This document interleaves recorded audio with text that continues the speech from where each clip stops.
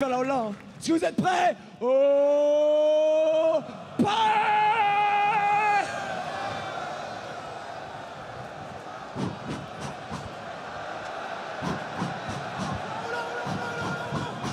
On est bon, on est bon. On s'arrête pas, on s'arrête pas, on s'arrête pas.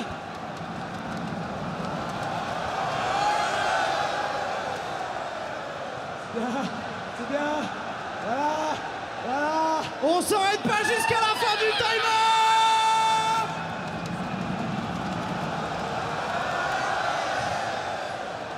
Hey, c'est quand même chouette, hein.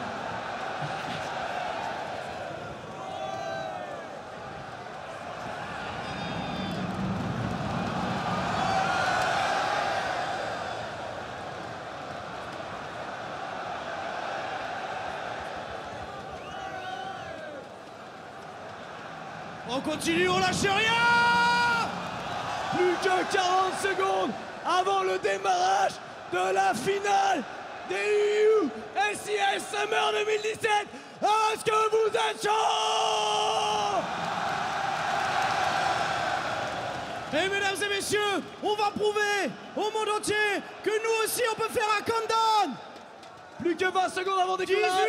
18, 17, 16, 15, 14, pas trop vite, 13, 12, 11, 10, 9, 8, 7, 6, 5, 4, 3,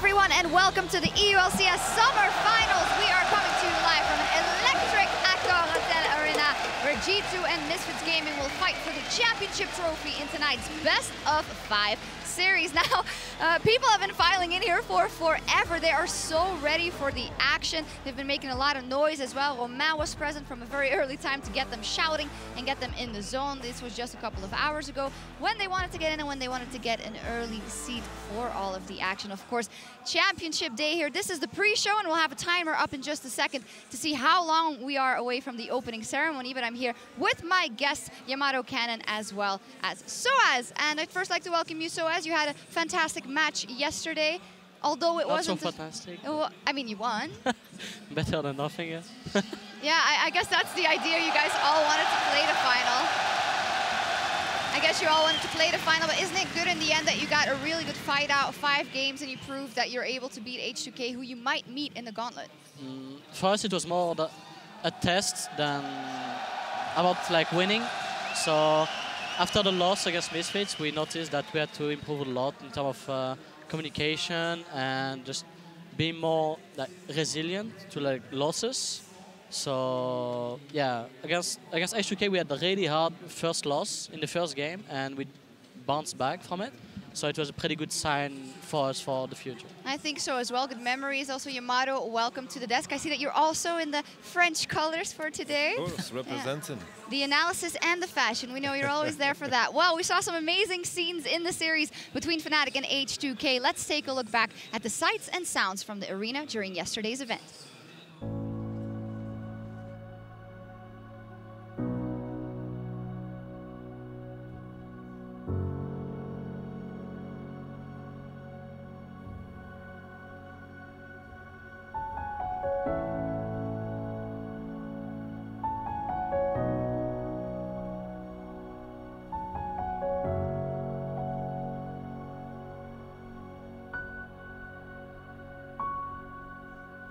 Bonjour Paris.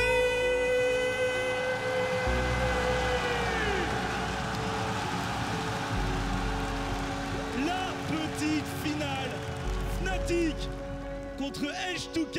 Est-ce que vous êtes chaud? That bottom side. Obviously can't move in that sense. He can actually get arrowed. Coming down. The sniper coming in. That's going to be the package. Now Vivid's in trouble. Damage ticking down. Cap's now going to have to run for his life. Miasma comes in. The flash over the wall. Amazing patience. What a dodge! Comes comes out. One more rocket, baby. Flash in. First blood. Beautiful play from PowerOfEvil. He was waiting for the ultimate. Team fight going. Keep your eyes on Reckless. He is the only one that matters. But it is Nuclear who is firing back. It is Nuclear who's looking to clean this up. Fnatic need to keep the members alive. Reckless! The flash forward. The broad to body block. Fnatic destroy H2K. Reckless gets the turnaround. The triple kill for Fnatic.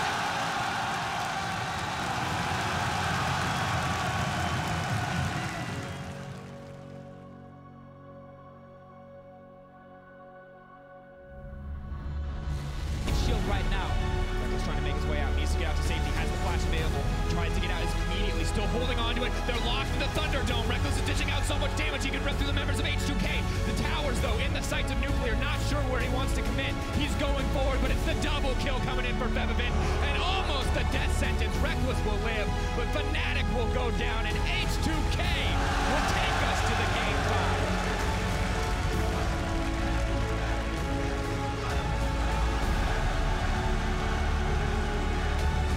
Yankos may get locked down. Looking to end the game. Moving forward. Cam's on touch. He's going to keep free hitting. They're going to clean up H2K in the process. What a win coming in from Fnatic.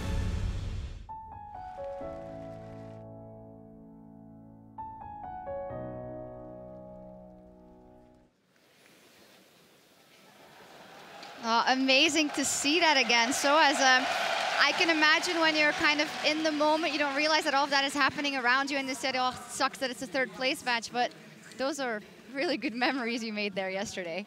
I think even though players don't realize it in the moment, like in the game, as you said, like I think every single player realizes it. Meanwhile, you know, when you step off stage and you just look around and you see the crowd like cheering, so yeah, you don't see it in the game because you're really concentrated and focused, but we definitely noticed when we step off stage. Yeah, one little question though, in the end, Romain, he gave you one of the baguettes who were around his waist the whole time and he was jumping around. I don't know where it came from, how old it was, but you just bit it. I thought that was very French of you.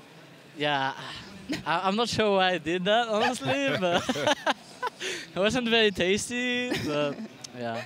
Yeah, it's one of those things where you just got to go for it, right? Yeah, for sure. Instinct, I guess. Yeah, yeah. Deep analysis here about eating of baguettes. But in the finals today, we will see the best League of Legends Europe has to offer. And we want you to share your highlight reel. Hit us up on Twitter at LOL Esports and send us your favorite plays from the weekend using the hashtag EULCS. But now, let's get into the matchup of the day, the final. G2 taking on Misfits Gaming. Well, they qualified for the finals through a dominating run and a performance last week especially. And I want to start with G2 champions who had some issues during the regular season, but they managed to strike back in the playoffs. They took down Splice, they took down H2K, and obviously the summer, it wasn't all great for G2. It wasn't all as dominating as what we had come to expect from them. So what do you think their level is right now, and how much further can they go? I feel like looking at their key players, especially Zven, Mithy, and Perkz, they definitely step up when it matters. And I think when you have when you're building this dynasty, being champion, 3 splits in a row, it means that you know how to be a champion. It's about conserving your energy, using this energy at the right time, because, of course, MSI was very close to the summer split. You need to be able to conserve your energy. Perkz, Mithy, they know when to step up, showed up big time in the playoffs. Well, also, sOAZ you are a champion, multiple champion in the EULCS, very good on the international stage. I think you can probably recognize that, the fact that you kind of have to preserve your energy. You can't just go hard the whole year long. Well, especially for them, they had to play MSI, so they had such a short time to be able to get practice going and everything. So they decided, like, I remember Mithy saying in the interview that they had 2 days off instead of 1 in the regular season. And going towards playoffs, or a bit before playoff, qualifying for playoffs, they had only 1 day, and then for playoffs, they had like 0 days maybe. So, yeah, I think it was pretty good for them overall to to do that. Yeah, to build in a bit more rest because they know that they'd have to perform here at the end of the year. They crushed H2K in their semifinals, and then we saw the G2 we know from MSI and we know from Spring because versus Splice, it was very, very close. And when we look at that preserving of energy, we do have to highlight also kind of the championship material of which some of these players are made of. Mithy in that Game 5 versus Splice, Perkz in that Game 5 versus Splice. That's how you know that you've got a championship squad on your hands. They were almost out, but they find those inches. For sure, everyone's talking about how League is developing to be more of a team game, and of course it is. It isn't more of those individual plays, one guy killing everybody and just carrying a game like in Season 3 or something. But those are still the moments where you see the individuality of a player really shining through and taking over a game when it matters the most in the end. We'll see if G2 can win today, then they would win their 4th consecutive LCS title. That has never been done before, but to do that, they'll have to beat Misfits Gaming, and it's a whole different story for them. They had a great first season in the EU LCS. They said at the beginning of the year, we have a 1-year plan, and at the end of it, we want to get through Worlds. And now, a lot of teams have those plans, you know, and have those ideas, but they just executed it so well. In Spring, they got to the top 4. They got to Hamburg, they got to play there, and now they qualify for Worlds, and they could very well win the summer split. Yamato, as a coach yourself, it's very impressive to not only say it, but also do it. Yeah, of course, you need to trust the process. The only thing that matters in the end is the final product. You need to put focus on the plan and how you're going to perceive it. And I felt like always with Misfits, they tried to focus on playing the highest level of gameplay. They didn't try to make band-aid solution. In the beginning of the spring split, there was a lot of rough moments where they didn't know what to do, but they always strive to play the best type of League of Legends, very macro-based. You guys obviously didn't manage to beat Misfits Gaming, and I feel like most teams underestimated them a little bit. They were definitely underdogs. I mean, they were one of the weakest teams going into playoffs. Do you think that also helped them, that they got to catch everyone off guard? I don't think it's that they. I mean, I can only speak for guys, yeah? myself and our team. I don't think we necessarily underestimated them. It was more due to our practice. I felt like they probably had just much better practice overall than we did, and they just probably felt better in the day that we played against them, and it just showed a lot. Like they played good overall. They played standard but good, and we just couldn't really do much against them. Yeah, Yamato, when we were talking about Misfits Gaming, that came up time and time again. You were saying, I just think they were the team that practiced the most, simply put. I think the main thing with their coach is I get this feeling that they're always come in prepared depending on every meta. I feel like always when you face them, you don't see any slip-ups in draft, and I felt like when they came into this playoffs, they were the ones that figured all the things out, that the Nara is a priority pick, that the Xayah is powerful, and everyone's copying them in the end. And all their ducks in a row, and for now there's nowhere to go but up from here. They could win today, a crowning achievement, and let's not forget, if they win, World's first seed is on the line today, which could be important down the line when we see the group draw and we see who their opponents end up being at Worlds. Now if we look at the clock, 18 minutes, 53 seconds until the opening ceremony. So let's dial in a bit deeper on the teams and some of the individual players. For Misfits, it'll be a huge test going up against G2, a team that's won the EU LCS the last 3 splits, ready for the finals yet again, looking to continue their dynasty. There aren't enough words to describe how good G2 has been doing. So let's highlight some players. Perkz, for instance. Perkz, you know, not the best at the beginning of the spring split, and then versus Febiven, he completely dismantled him. Is he now, without doubt, the best mid in Europe, sOAZ? I talked to Cabs a bit about it, like about their best of 5, and yeah, so Cabs told me a bit about it, and he said that it was more like Febiven misplaying. That like obviously Perkz was played really good, and I think in this particular game, Febiven was like 25 CS up, like 65 to like 40 or something, and he had a lot of pressure, and he just really misplayed and got ultimated, and then gave up a kill 1v1, and that basically set up Perkz to like just came back from this bad game that he had early on, and then he just carried over and was like 6-0 early, but it was more coming from a poor play from Febiven, from what Caps was telling. Well, I guess both are important, right? You got to be able to keep your lane, but if you then make that one mistake, that gives it all away. Yeah, the good thing is that he snowballed his lead more than like got a kill and then died after that. He just like kept snowballing his lead, so that was the the good part from it. Yeah, Perkz dominating performance there. A couple of other players I want to highlight.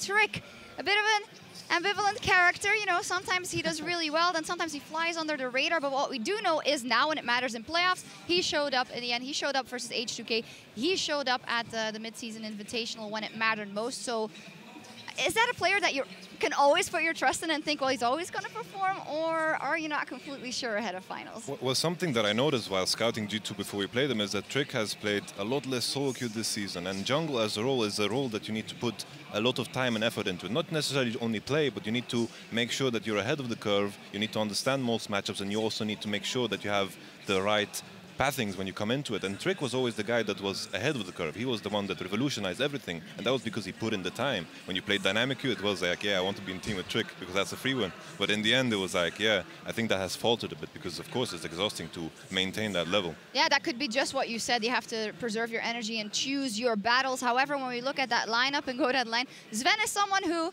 he's always performing. He always does amazingly well. Of course, you know him very well, so you used to play together with him. So that Zven and Mithy bottom lane, they probably can make a big difference in this matchup.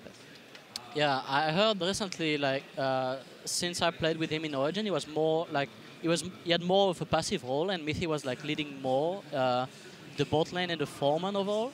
And I heard since he, like, maybe not as soon as he joined G2, but more right now, he have more of a leading role, and he tends to talk a lot more about like bot lane and trading and all these like bot lane things that you're supposed to talk about. So he's more, you have more voice in the team right now in G2. Even more development in G2. While on stage with the players tonight is G2's coach Youngbuck, who led the team to success both in Europe and on the international stage. Let's hear what he has to say before today's finals. Thank you, Sjokz. I'm joined here by Youngbuck ahead of G2's 4th final in a row. Pretty tense atmosphere back here, of course. How is the pressure for G2 here, trying to keep this streak alive? I think there's quite a lot of pressure on us, even though we've already qualified for Worlds, because we have the opportunity to write history today, being the first team that actually wins 4 consecutive finals. So there's a lot of pressure on us, but I think it's a very healthy kind of pressure. I think it's good to have that extra little bit of motivation going into the matches. Do you think G2 thrives under this kind of pressure? And also, do you add more to yourself looking for a streak like that, or is that just kind of the natural flow? I think it's natural, but I also think it's an advantage for us to have a lot more pressure on us, and compared to the pressure that, for example, Hansama has playing in his own hometown. So I think the pressure is a big advantage for us. We'll see whether that pans out today. And another thing I'm looking forward to seeing is G2 spoke after MSI in Brazil about how important the crowd being behind G2 was. The Paris crowd here have chanted for both teams of H2K and Fnatic yesterday. Are you anticipating some support coming out despite being against Hansama's hometown? Well, the French crowd seemed really incredible yesterday, very loud for both teams. So while I think they will be rooting mostly for Hansama, we can also expect some support. And we will probably feed off of that, yes. I'm looking forward to seeing how you feed off of that. One thing I want to bring up, though, today, we've seen a lot of tweets out of G2 and the players talking about how this is going to be a comfortable series. Now, Misfits opponents in the playoffs so far have underestimated them. Is this something that's on your radar as a coach going into today? I don't think there's such a thing as underestimating an opponent in the finals, playing for such a big crowd. There's just no way that there's not going to be a big adrenaline rush, and there's going to be a very sharp focus when the match actually comes. Glad to hear your focus today. Looking forward to seeing if you guys can make history today. Back to the Analyst test to take us closer to our finals. Thank you very much, Stress. Always nice to hear from Youngbuck there. A couple of interesting things, obviously talking about the pressure and possible underestimation. I did see a couple of tweets from Perkz just this morning about calling PETA for Misfits and the Bunnies if things didn't go well, but I feel like that's kind of part of their warm-up ritual. Both some players on Misfits like Maxlore and Perkz, they are very comfortable in the banter, and I don't think it lets it influence their performance at all. I think it's just about making it more interesting. It's like you put like these invisible bets kind of, and people call you out for it. It's like you stir up the emotions of everyone on both sides. I think it's always positive. I definitely think it's nice. Do you think it could have anything to do with it? Youngbuck also talked about pressure, and Stress asked about, you know, if you've won so many titles, don't you get a bit comfortable? And you have been in that position when you guys were winning so much with Fnatic. How did you try and counteract that?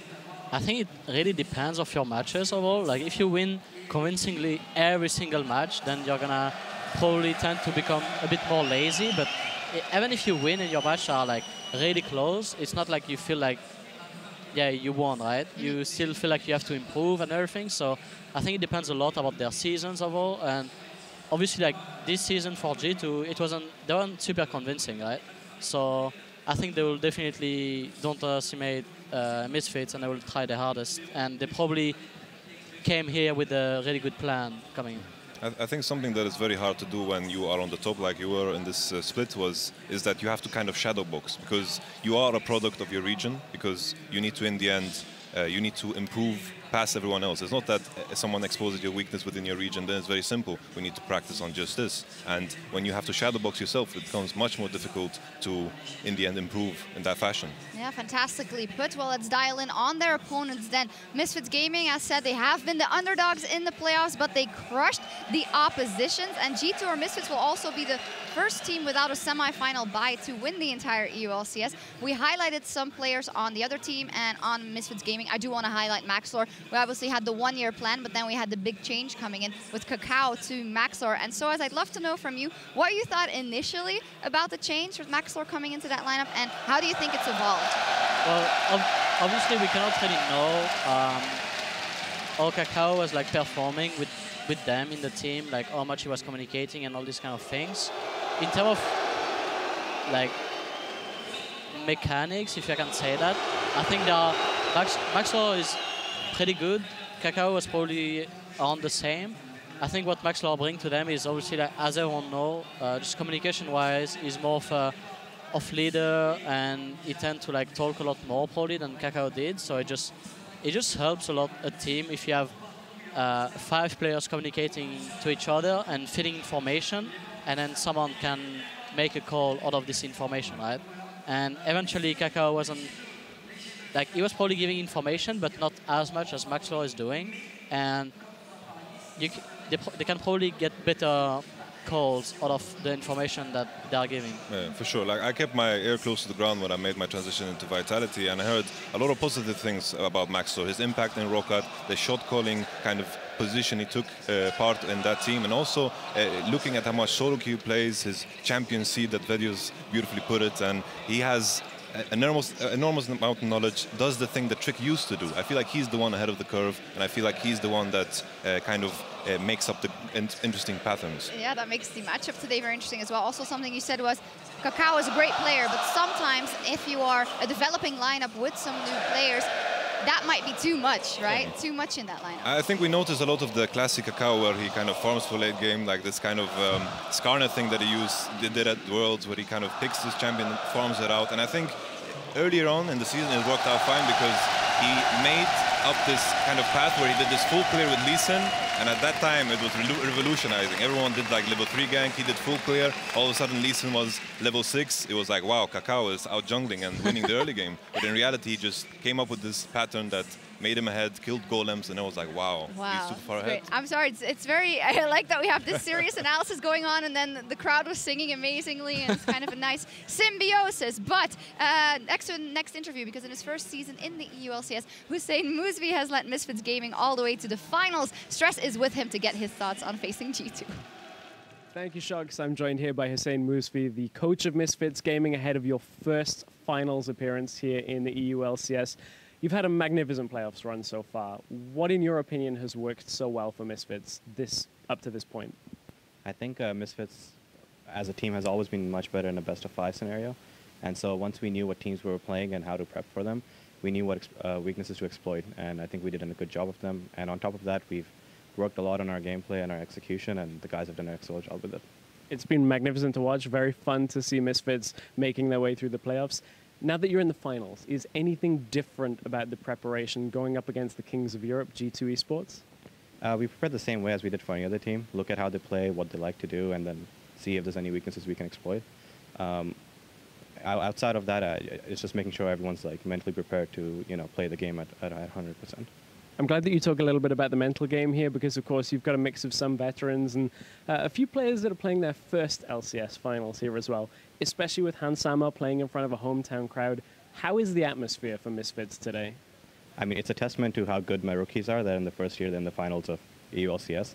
So I'm not so worried about whether they can show up on stage or not. If anything, I'm more worried about G2 because I think they might underestimate them. Interesting. Definitely seen a few tweets flying around from G2's players today that may indicate that. We'll see if that ends up happening. But I want to talk about the year as a whole, the one-year plan. Hussein, you've talked about it multiple times on our show, and you've achieved that. You've already made your way to Worlds as that one-year plan is complete. What's next for Misfits Gaming? Next is just to see how far we can go at Worlds. Going in, we're going in with big goals as always. We've always done big goals as Misfits, and we'll be going in to see if we can win the whole thing. Awesome. Looking forward to today's series. Back to everybody at the analyst desk. We're getting so close to our finals. Thank you very much, Stress. Always amazing to hear from Hussein Mousvi, who's been, well, it's very hard to always judge a coach, isn't it? But the things that he's been vocal about, I have a very good feeling about the way that's going with that team. He points out the fact, you know, don't get too nervous about who you're playing, just find out their weaknesses and play your own game and be calm. And he said, well, G2 should be. I'm a bit more worried about them. But however, you never really know as a player, I feel like as a new player, how you're going to react when you're on that stage and if you're going to freeze up or not. So do we see any risk of that? He had a lot of faith. I think they're playing here with less pressure than most teams would because they're both qualified for Worlds, right? So it's just like, it's a bit less pressure. Like obviously they are still gonna be pressured because it's like it's a big arena, there's a big crowd obviously, and everyone is looking at them, and they still really wanna win and wanna perform.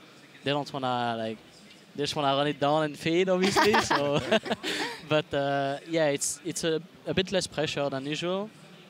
So I think it's gonna help both teams, right? So we are probably gonna see a better league than usual, I think, because when you feel confident, then you're gonna play better. Usually, when you play these matches and both teams are really nervous because of qualifying for Worlds, all these kind of things, you're gonna tend to see like a slow first game and adaptation for the game 2 and game 3, and then you're starting seeing much better games, game 2, game 3, game 4, right? And I think it's gonna start really good in the series. Well, this is really nice to hear because obviously always when it's a final versus G2, you want to see the 5 games and you want to see it all, but they always find a way to even maybe drop the first game and then do really well in the rest of the best of 5. But this bodes well. I feel like Misfits, really, they should have a chance, obviously, but how big of a chance do you think they have, Yamato? I feel like the big thing they had against Unicorns of Love and Fnatic was that they came in with a very good understanding of the meta. We heard Reckless talking about it yesterday in his interview, how Hans Sama showed them what he's supposed to play with the Xayah coming in as a high priority. I feel like coming into a final, when we've seen Misfits play a bunch of times, G2 as a team, very good at adapting. I think it's going to look a lot different because I think G2 will come in with an idea that will counteract that. Yeah, let's hope so and see and hope we get a lot of good games. Now with the opening ceremony right around the corner, let's check in with our friends from O Gaming and get their thoughts ahead of the finals. I think we're gonna check in with them in just a second. Oh, there they are. Hello. Oh, la surprise. Bonjour. Bonjour, Sjokz. Hey. How are you? Moi, très bien. Comment ça va là-bas? Ça va super bien.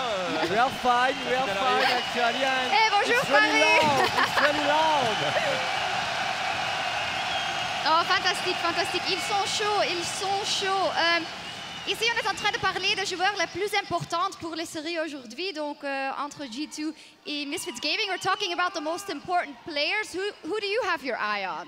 I think everyone in the French crowd and on the desk has his eyes on Sama, of course. The French guy here. Yeah, he's young, but he has one hell of a talent, and we are really looking for a huge performance from the young boy tonight in front of the crowd, from the French crowd who's cheering for him. It will be tough because Zven is facing him, but still, it would be. He's a bit in the same position that Zven used to be in like 2 years ago. And now Hansama has to prove himself. He has the talent for sure. He can become that great AD carry that we all hope he will become.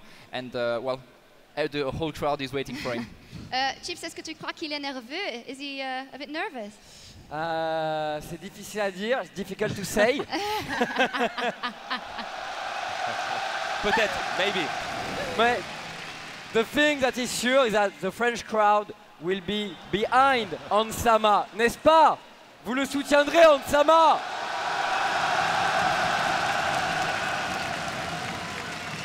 Oh, fantastic. Paris, vous êtes incroyable. Thank you guys very much for talking to us and have a great time. Au revoir. Au revoir. Au revoir. that was cool. That was really nice to talk to those guys who have, honestly, yesterday we had Zabutino on the decks, now we have sOAZ, so I'm glad we have, you know, some of the French players and also some of the French casters joining us for this fantastic event. We are not too far away from the opening ceremony, 2 minutes exactly, so it's time to get our final thoughts in order. We've talked so much about Misfits Gaming, how wonderful it would be for them if they can do it, if they can't, if G2 is going to take their 4th consecutive title. So sOAZ, give me your prediction. Who will be the champion here today and why? I think G2 is gonna take it. I was thinking between a 3-1 and 3-2. I would say probably a 3-1. I think that Misfits is playing the same style as G2, but G2 is a bit stronger in it and have stronger player in certain positions. So I think G2 is gonna take it 3-1 in my opinion. 3-1. Which position would be definitely the strongest over Misfits? I mean, I think the experience of Mithy and Zven is gonna impact a lot the game as I see it. So I think it's definitely gonna be a lot on Mithy and Zven. Mithy and Zven. Yamato, what do you think? I have my eyes on G2. I think Misfits took a lot of their games because they came in more prepared. G2 as a team, I think the only question marks I have is where they put the Rakan, where they put the Xayah. They haven't played too much of it. Also, how Expect will deal with the Gnar. I think putting Expect on Gnar will be the easy solution, but in the cases where of course, Alphari will take the Gnar. What will happen? A lot of question marks in the draft, but I think G2 will come in prepared with a Kog'Maw, maybe a Jace. We will see.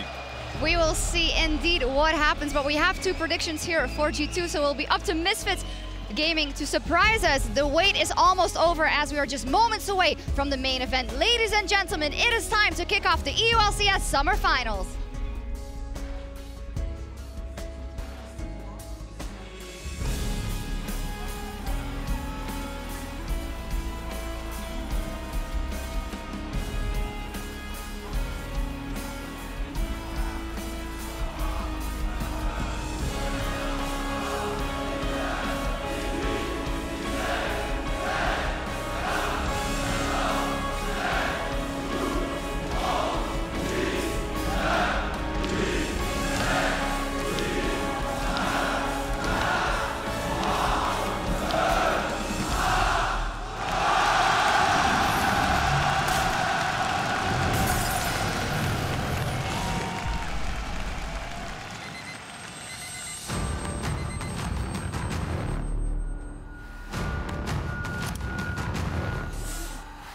Llevamos meses preparándonos para este momento. Nuestro camino no siempre ha sido fácil o agradable. Mucho esfuerzo, tiempo, buenos y malos momentos, dudas.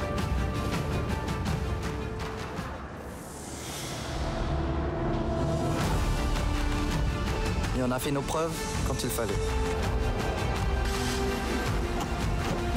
Pareil, c'est la porte à côté, mais le chemin pour y arriver était plein de challenges.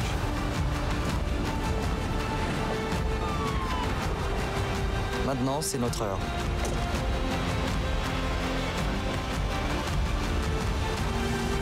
Paris, on va t'entendre crier.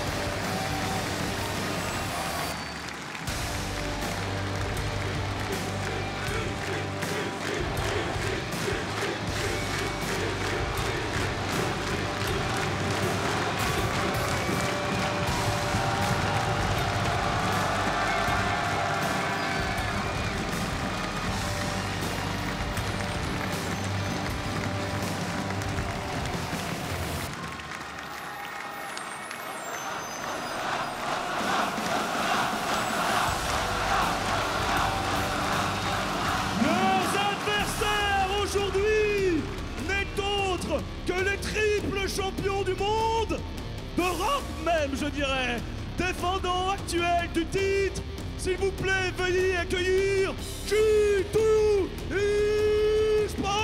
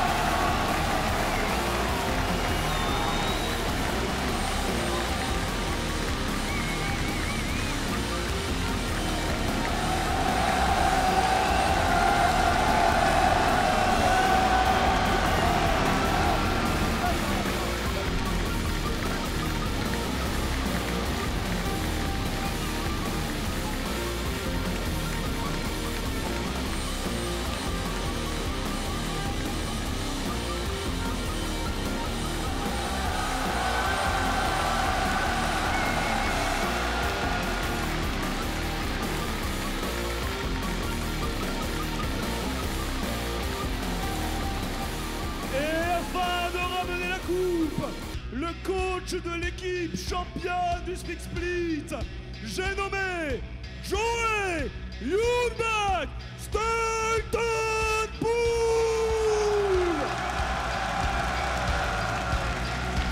Depuis 2013, les meilleures équipes se sont succédées pour monter sur le trône de l'Europe.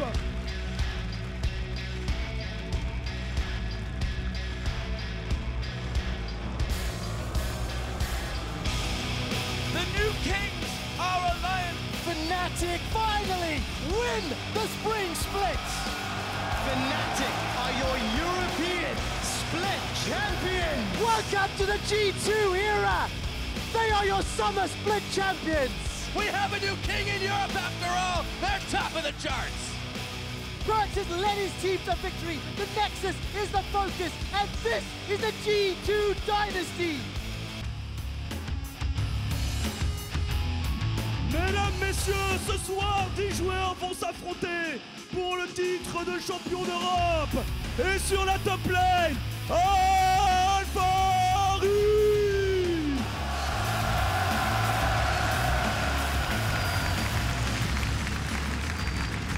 En face de lui, triple champion d'Europe, jeune prodige coréen, Expect.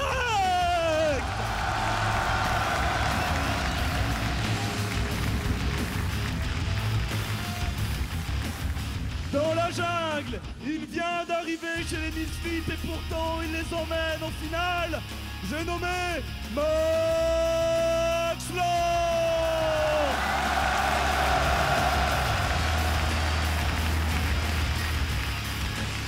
En face de lui, il affrontera le talentueux Trick.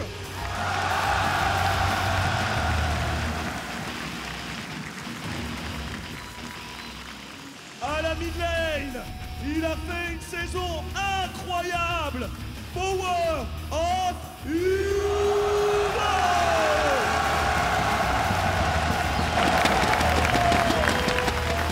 Et son adversaire sera le roi de la mid lane, Perkz.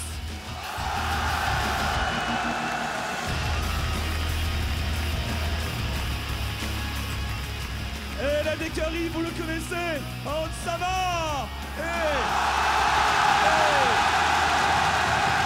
Et devinez quoi?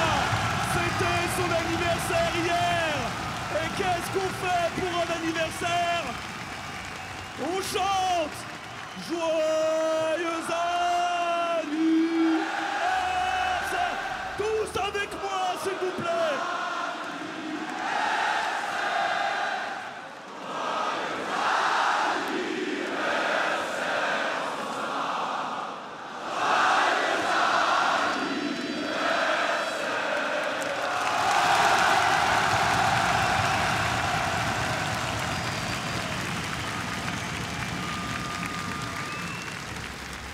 Et en face de lui, il affrontera un joueur redoutable, peut-être le meilleur ADC d'Europe.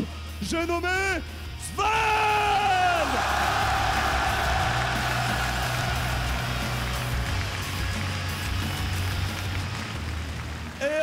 en supporte un autre joueur coréen, le génie talentueux Ignar.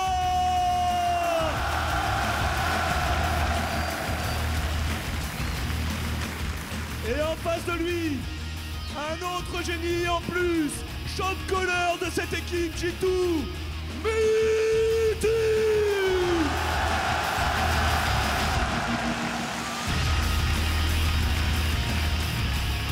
Le 6e pilier de cette équipe Misfits, le coach Hussein Moussi.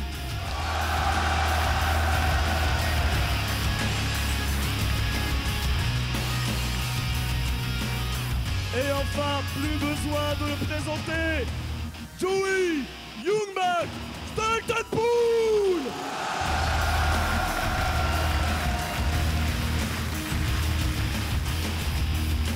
Merci mesdames et messieurs, veuillez applaudir comme il se doit. Une dernière fois les deux équipes qui s'affronteront ce soir.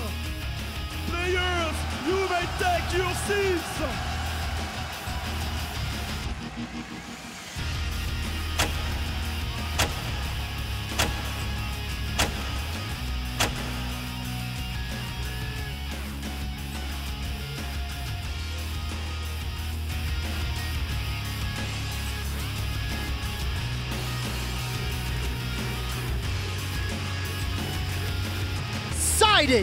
Ladies and gentlemen, the EU LCS Summer Championship gets decided today, and we crown the next kings of Europe here in Paris in front of this ridiculously loud crowd.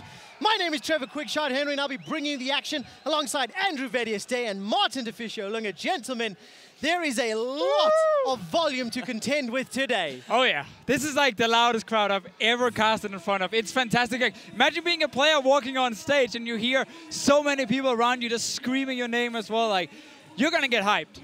You're also going to get pretty nervous. That is a lot of fans watching you. But these guys, they're excited, they're ready. It's time for the finals, Quickshot. I cannot imagine what is going through Hans Sommer's mind after 12,500 people saying happy birthday, standing next to Zven, you know, 3-time defending champion of the EU LCS. Gentlemen, we're getting ready for Picks and Bans. Game 1 of our championship series. Let's get down to serious business. G2 on the blue side. Deficio, start us off. What are we expecting as we ready ourselves for this best of 5? From G2's side, I mean, we have seen a lot of the very, very standard meta picks. Almost every single game they played in playoffs. They are not the kind of team who will throw the big curveballs around. They're not one of the guys who suddenly innovate a new pick out of nowhere. So we should be expecting more of the same from G2 Esports. You know, focus on trying to get a Jarvan or Gnar for Expect, Cassiopeia for Perkz, these kind of champions. And the big advantage I do think that Misfits will have in this draft is the champions of Xayah and Rakan. Something that G2 have not been putting a lot of priority on during the playoffs has been that Rakan, especially down in the support. And when you look at a player like Ignar, the ability to roam around the map and make plays, that is the perfect champion to allow him to shine. And we also need to highlight that Misfits, they are the kind of team who's not afraid of doing some of the unexpected things in the pick and ban phase. We know some of the players have very, very good at finding new things that could actually work. Like Maxlore in the jungle, for example. Like Maxlore in the jungle is a very good example of that. Even PowerOfEvil in the mid lane has tried his best to find some unique picks, and it does make it a little bit harder to prepare for them in a pick and ban phase. But G2, while you know what they're going to play, it's just in-game they're very hard to beat. Deficio on this stage with everything on the line, championship title, first final for Misfits, the seeding, first versus second, Pool 1 versus Pool 2 at Worlds. Do you think Misfits will pull out some shenanigans or play that standard Misfits style comp that has proven so good for them during playoffs? I will say for game 1, I hope they try and just pick normal.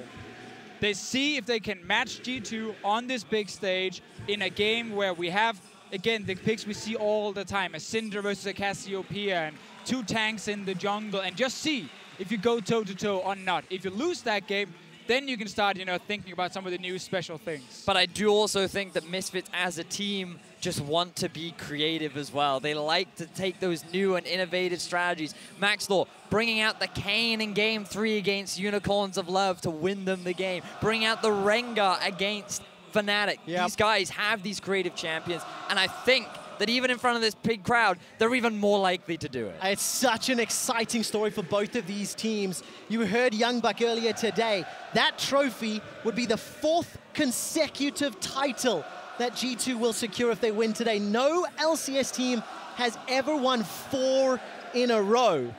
And the team has just stepped up. G2 looking on fire as playoffs has started. Was not the case for all of Summer Split. But that is the classic thing about a superstar team. They know when to peak. They know when exactly they buckle down, they work even harder than normal, and they reach that top level once again. We have seen it from these guys before. The very first final they won, Spring Split last year, was against Origin. Then Splice tried to beat them. They also lost in the Summer Split. Then we went to Spring 2017. We had Unicorns of Love trying to beat G2. Also lost to G2 Esports. And it's now Misfits' turn to try and see if they can actually dethrone the Kings. Nobody else has been able to succeed. And a man who's not been able to succeed at all, PowerOfEvil.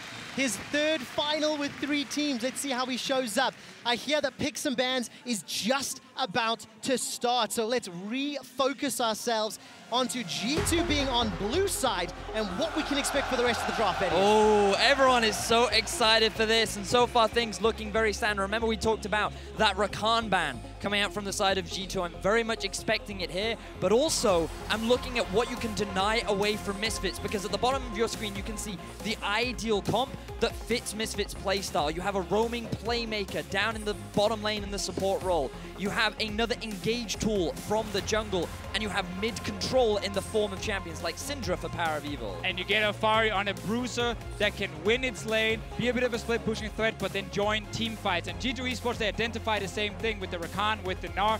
Obviously there are other picks that also fit the same style here, but we just took one champion for each player. Rakan Nado being removed away here from Misfits. Now bear in mind, Jarvan's still available. It is a big comfort pick for Expect, and I feel like that they're gonna put it very high in the early priority list, and I feel like Misfits are expecting them to take that away. Yeah, Jarvan would be the obvious go-to choice in this situation. Xayah is also a contested pick, but with Rakan already banned, you don't have to first pick her straight away if you are G2 Esports. Of course, Hansama can just grab the Xayah for himself and then get maybe the preferred jungler for Maxlore. The Gragas is available, but we know Trick loves his Sejuani, and he's happy taking that trade.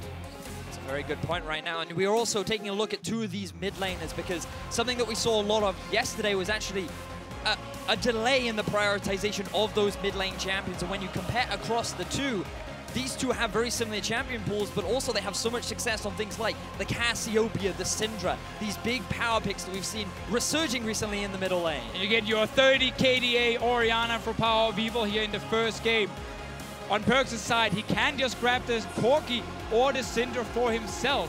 Crowd do not like the Cho'gath after it's been losing so many games. Well, it has, but Expect has done relatively well. It's 3-0 in playoffs on that champion. You mentioned the 30 KDA in playoffs for Orianna, PowerOfEvil. He's 10 wins, 2 losses on the split. His most played champion by a massive margin. So with the Gnar banned away, G2 feel confident picking the Cho'gath for top lane. I'm still looking at mid lane here if Perkz wants to play something like Corki, or if he takes the Syndra. There's still enough mid lane champions open that he can actually wait, see 2 of them banned away, and still find something good to play. And that's why they're waiting with the mid lane.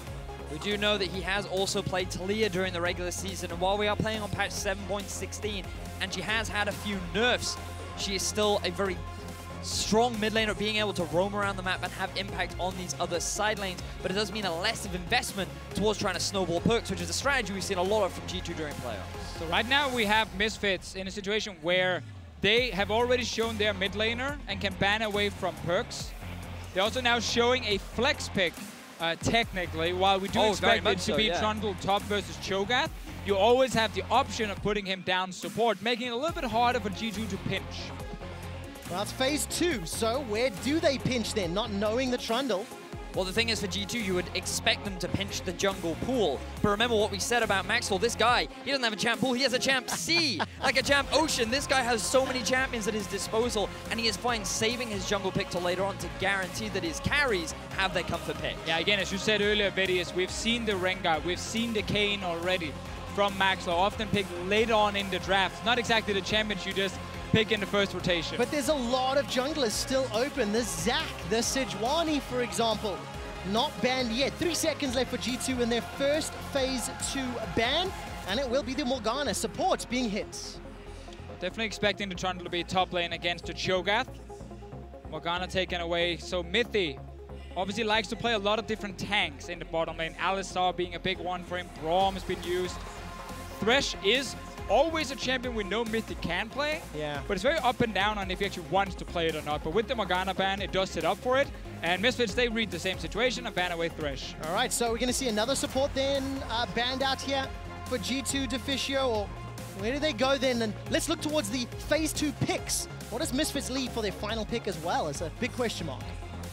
Definitely so far, they can take their jungler and this last pick for the support. There's a lot of valuable last pick supports in the current meta, and then you still keep the Trundle flex theoretically, you know, up for grabs here. And it looks like G2, they've thrown that final jungle ban towards Misfits. Max Hansar just teasing the crowd a little bit there with the Pantheon. But the other big champion we have to bear in mind the other big champion we have to bear in mind is the LeBlanc, often picked into the Orianna. A bit of a risky pick for the side of Perkz, but it was something that was very often taken away in yesterday's third-place match. I was about to mention Sejuani here. I think of the remaining tanks, it is the best. And again, it saves last pick for support. We get Mithy's Alistar, now we need the mid lane pick. Corki works fine against Orianna, LeBlanc works fine against Orianna, Lucian works fine against Orianna. There's a lot of good choices for Perkz. He grabs his LeBlanc in, they're going to try and play around mid lane with the Jarvan as well. Let's see what Perkz can do in this champion. One game in playoffs, he went 8-1-4. Support is all that's left for Misfits, or some surprise for Alphari in the top lane. Misfits 8 seconds. Let's see what they lock in here for the first game of the championship final. Blitzcrank is always one we see from Ignar, but not in this case against an Alistar. And it seems to be Trundle support and the Maokai in the top lane. It's very much focused on scaling from Misfits, where on the side of G2, especially with the Jarvan LeBlanc combo, that's a lot of pressure around the mid lane. You gotta remember the Alistar too. We saw so many roams from Che yesterday, getting very early mobility boosts and just putting so much pressure down onto the opposition mid. It just allows your mid laner to either move around the map or get that early tower to give you the freedom across the rest of the game. Misfits, they're gonna see if they can actually win this bottom lane. Trundle Pillar is fantastic against Sivir.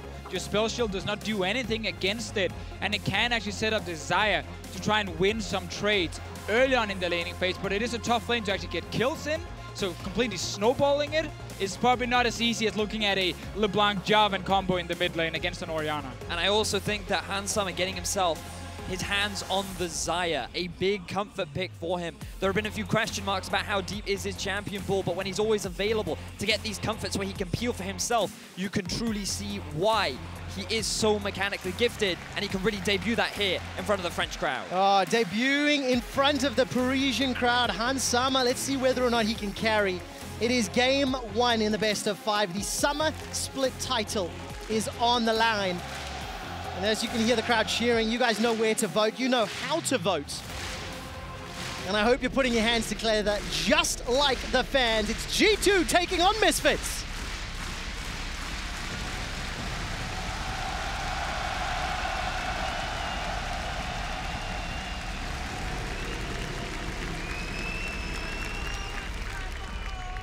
Misfits fans are plenty as we load up for game number 1, gentlemen. Got the makings of some crazy late game team fights. 2 men on your screen, Perkz and PowerOfEvil.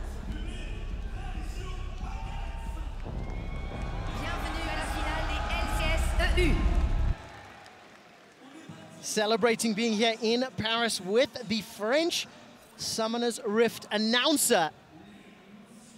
I want to see how Alphari performs on this Maokai. We know a lot of the other players we've spoken about. It's only the 2nd time this split that Alphari's played this champion, and I want to see whether or not it can be the reliable frontline his team needs. Yeah, their pure tanks was never really what Alphari wanted to play. He was always much more focused on, again, champions where he could actually have a bit of pressure in the side lane. We've seen Jace, Cannon, Renekton, Gnar, Jarvan, all these kind of champions here that can really win and get ahead. Maokai is much more focused on playing with the team. But I want to throw your mind back to spring, where Alphari was forced to play a lot of these big tanks up in the top lane, back when Maokai was considered the S-tier top. that is when Alphari was getting very impressive stats. That's where he was holding his own on the debut here in Europe, and he was really starting to make a name for himself. And I'm excited to see if he can come back to that kind of a form, because his playoff performance has been spectacular. Can't, of course, forget the great stats on Renekton that he used to kill all the tanks with, together with Kakao, making it even better for him. This we saw yesterday, hiding in this little tribe rush when someone is leashing for the jungler. All right, better damage coming down onto Zven. He's already chunked out. No real response, and that's going to give Misfits an early advantage in the 2v2. Hold this thought, because Trick is going for an early gank middle. PowerOfEvil, sidestep, the flag and drag gets locked down by the chains, but that's double summoners blown already. So already early shenanigans coming out from both sides. Hansama and Ignar trying to get that early lead down in the 2 versus 2.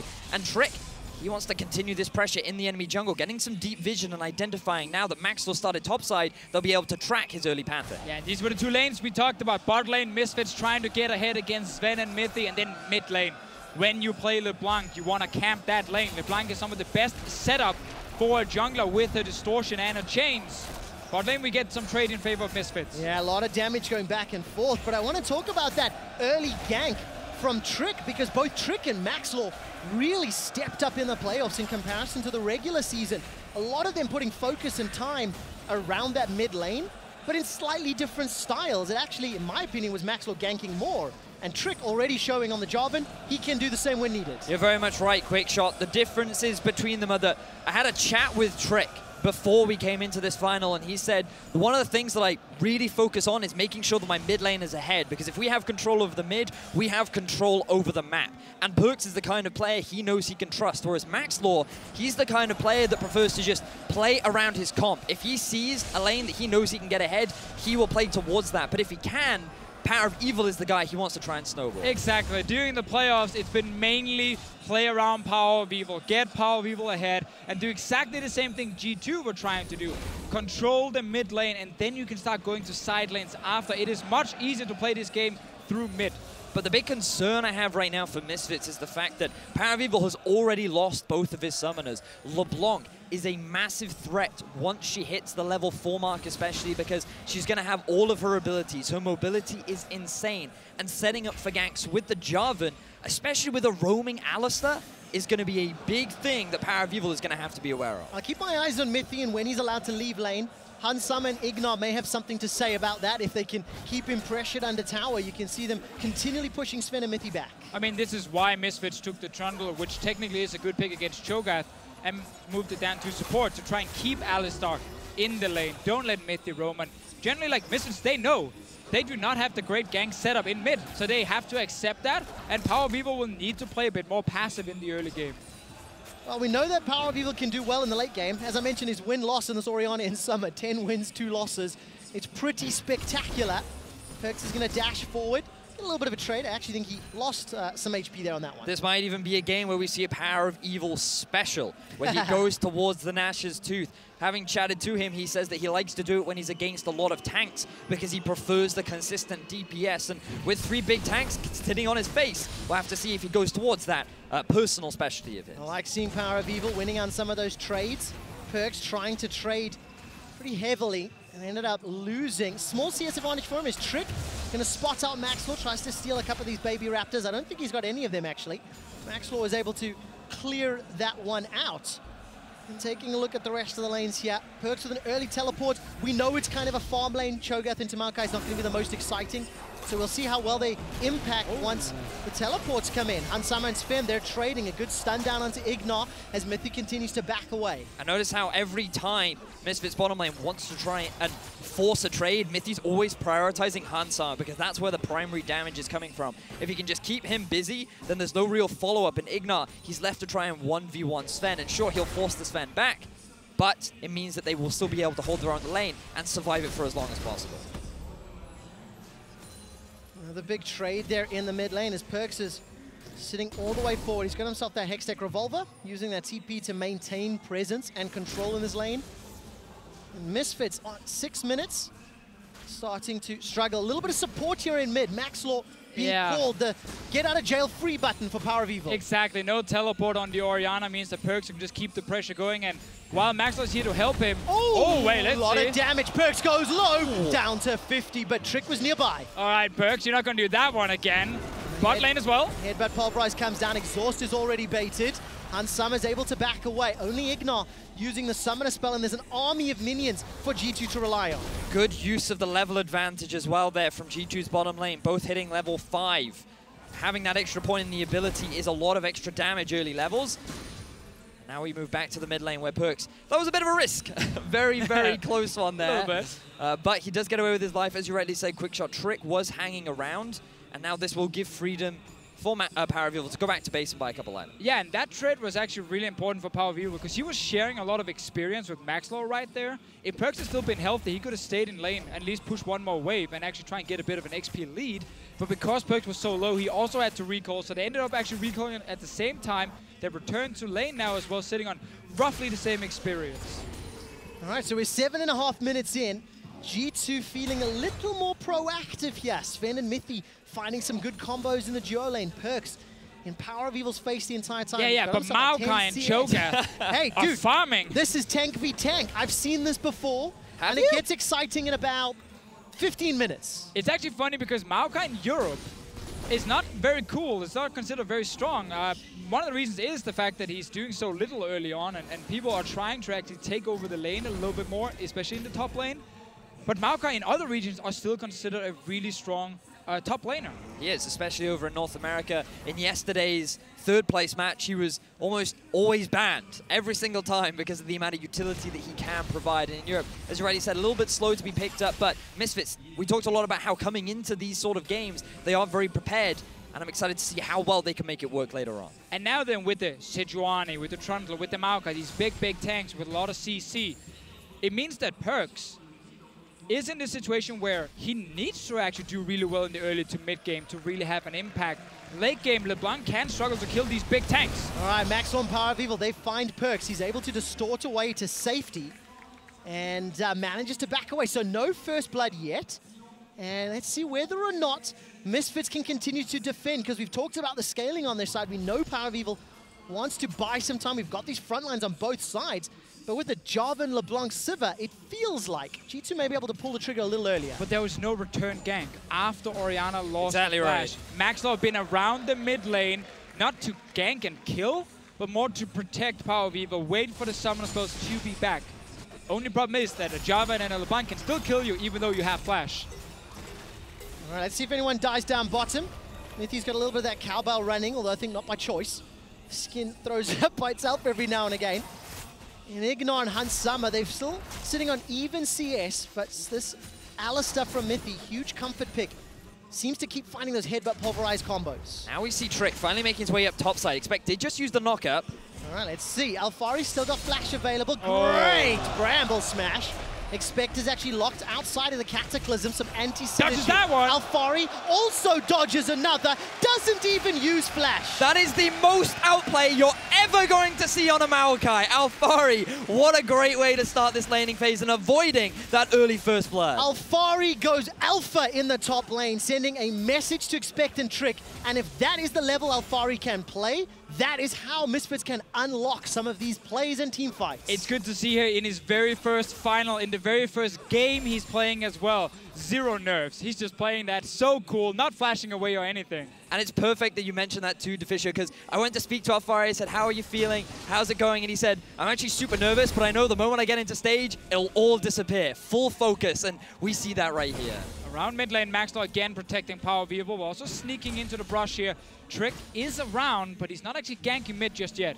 Trick still somewhat reading Maxlore. Trick had a few good early ganks during his playoff performance against H2K. Trick seemed to download Jankos.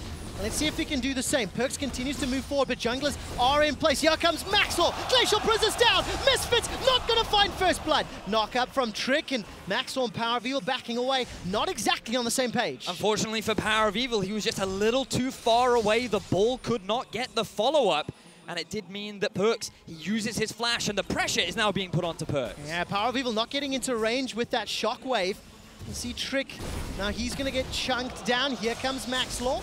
Flag and drag comes out to safety. But let's look a little deeper at Maxlore and PowerOfEvil. The two guys who, throughout the course of the playoffs, have been some of the big standout players. Maxlore enabling PowerOfEvil, and then PowerOfEvil taking over the game. We talked a little bit about it earlier, where the main strategy for Misfits has been very much about trying to snowball this middle lane, set up PowerOfEvil for success. And you can just see from their statistics, they've been doing a mighty job of it. Yeah, the 44% jungle proximity from Maxlore means that he's the most active jungler when it comes to being near his teammates, you know, effectively roaming together, ganking for them. He's so active, and that's where we did see a difference between G2 and Misfits when we looked at the two teams. You said it earlier, Trevor, already. Trick was more their counter jungle focus and like very focused on his farm and then just protect his mid lane as often as possible, where Maxlore was the guy who was playing very aggressive. In this game, though, we did get the early gank from Trick. No follow-up, though, ever since. It's actually been Maxlore trying to force some plays. And it's interesting to see that it's Ignar that's getting those early roams, rushing the mobility boots, working with Maxlore to get this deep vision down. Misfits always trying to be ahead of the curve. Well, Mithy and Ignar going to go trading toe for toe. Maxlore's in the area. A little bit of a lane swap from both squads. Misfits on the tower top earlier than G2. Small tempo advantage, and if you look at the mini-map, deep vision inside that top left quadrant of the jungle from Misfits, allowing them a little more information. Sapling toss goes out. Expect an Alphari trading in the most exciting tank trade we've seen yet. I actually like that Trick went for the gank on the Maokai earlier, because I think after level 6 with Cho'gath, you can actually burst down people very easily in these 2v1 ganks.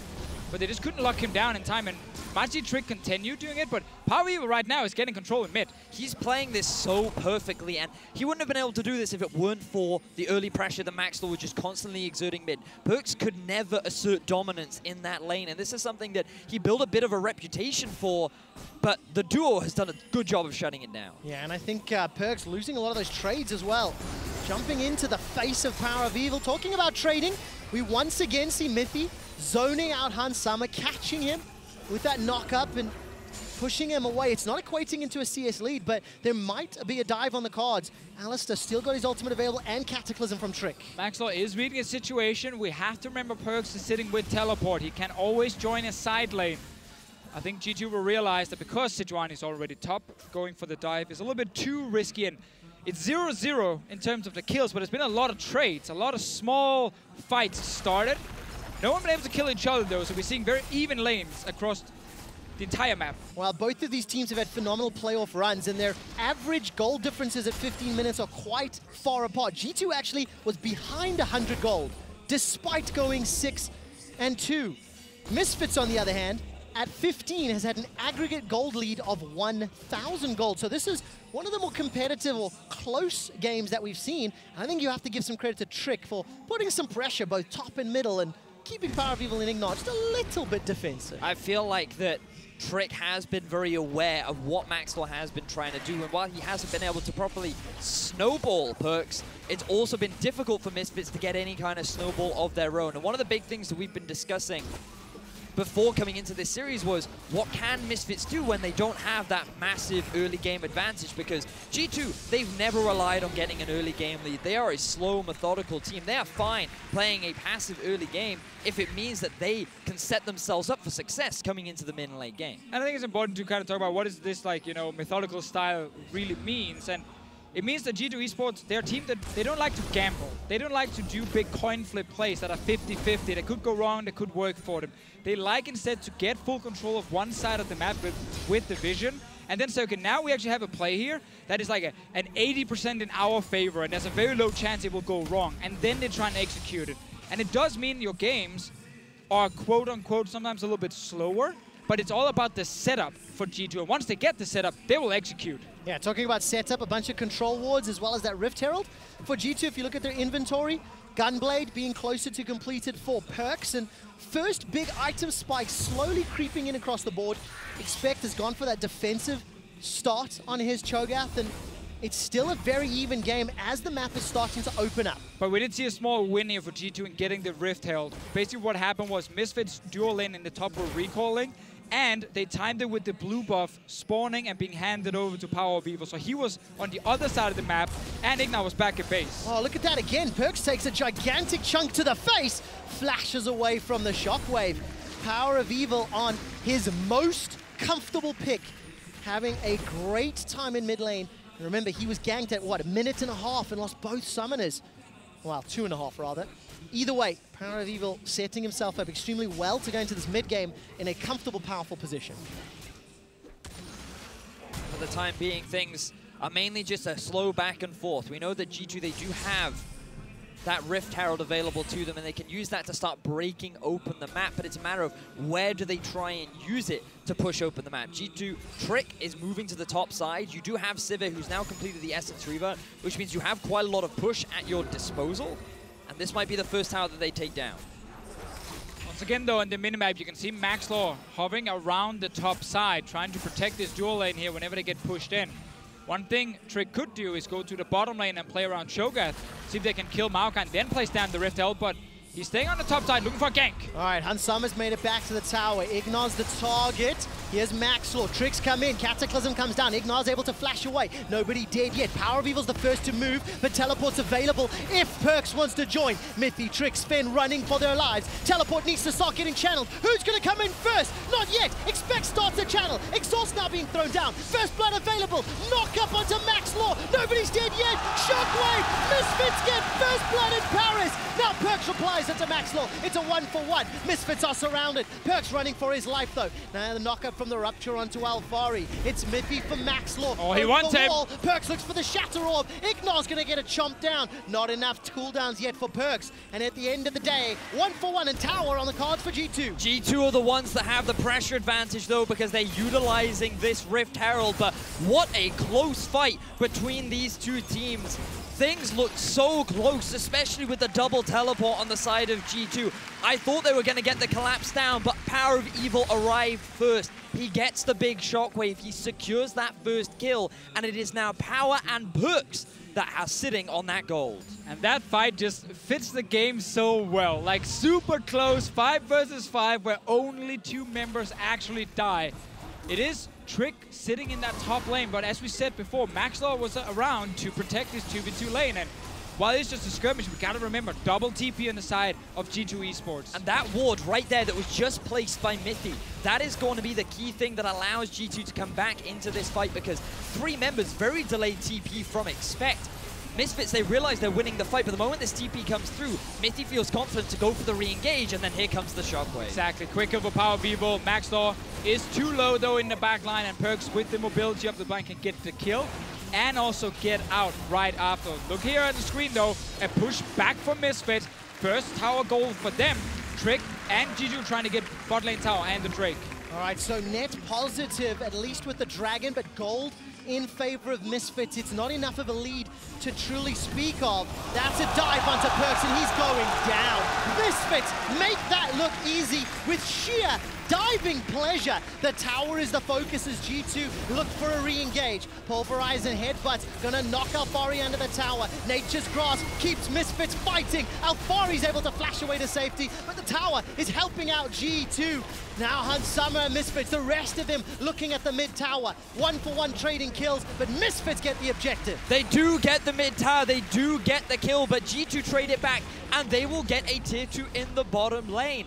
This is a classic G2 move where they always find ways of turning things back in their favor. I love the proactivity from Misfits, but G2 are keeping this game so close. I like the fact that Misfits, though, they punish Perkz in the mid lane. Like, if there's one mid lane who wants to stay, try and kill that last wave, or maybe get another trade. When it's too risky, it is Perkz. Like, he saw Misfits leave the top lane. There's only one lane they can walk to, that is the mid lane. Get out of there, Perkz. He stayed, he died for it. Oh, and that meant Misfits also got that mid tower. Gentlemen, 2 towers apiece, 2 kills apiece. Only a Dragon in the coffers of G2 Esports plays into their favor. And at this stage, with both teams looking so even, so equal, when do we start talking about scaling in the late game and who's going to be happier? We said that in Jam Select. We're already talking about it. The fact that Perkz is not really snowballing in this game is a slight worry for G2, because I will definitely take a late game Orianna above this LeBlanc. Especially a PowerOfEvil Orianna too. That's another bonus, because you got to keep in mind, Sejuani, Maokai, like these champions they don't care about LeBlanc's little poke damage. They can even CC her. You know what works really well against a mobile champion? Tell me. A point-and-click snare. Who brings that?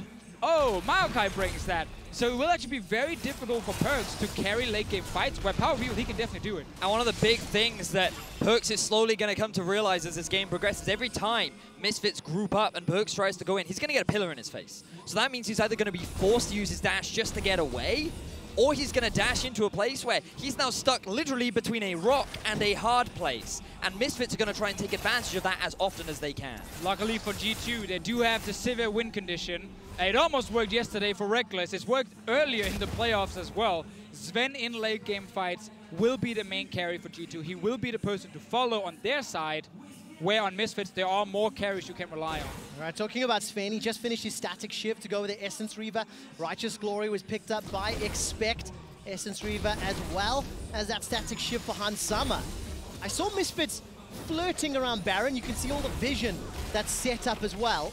Let's see if or when they decide to use that objective to pull G2 towards them. Well, the team with Cho'gath tends to be the one forcing Baron. Nice flash from PowerOfEvil. All right, gets out to safety. G2 need to buy some time. Chains come down into Maxlore. He's chunked. Look at the gigantic shield, though. Gets knocked up by the Rupture. Misfits feel they've got to re-engage on the cards. Nature's Grasp can get thrown down by Alphari. The tension continues to build as nobody's gone down yet. And I'm just tracking what ultimates were used because it's 3 on the side of G2 for the 2 on the side of Misfits. But the biggest thing here is that Maxlore's engage is unavailable. He cannot use that ulti to start the fight. But the bigger thing is that Expect does have the teleport over his counterparts. Misfits right now, they know they have to stay around Baron due to that lack of TP you just highlighted. They can't just leave the area because then G2 will push out side lanes and start Baron after. Expects no flash. All right, let's see if Expect gets knocked down. He's already used the feast. The Shockwave catches 2. We're following Spin and the AoE as Mithy's moving forward. PowerOfEvil's down. G2 take the kill lead. Alphari and Maxlore running for their lives. Trick and G2 take down Alphari.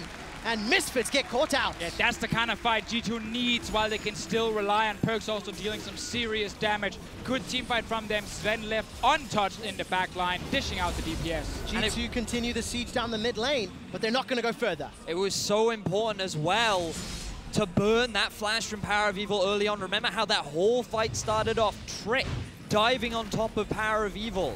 He tried to force him out of the fight, and he does. And here, keep your eyes on Power once more, because Misfits, they think, oh, in gone to Expect. But look, Hansama's not even in the fight. Mithy gets a great engage onto PowerOfEvil, and he's now the one stuck in the middle of all these damage dealers. Hansama can only hit onto Mithy, and this gives the freedom for Zven and Perkz to just mash away at whoever's in front of them. Yeah, the entire setup to this fight was actually a bunch of just small wins for G2. The fact that Alphari had to TP into a team fight where the team did not get a kill was obviously bad for him. Then the double TP and the forced flash from PowerOfEvil, another win for G2, and just set them up for success in that following team fight, and they used it really well.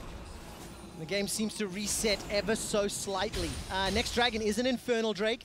Obviously Baron is on the cards, has been available for several minutes. And with all the tanks and some of the damage, it is going to naturally become more of a focus. I was looking at all the control wards, a number of them picked up and traded.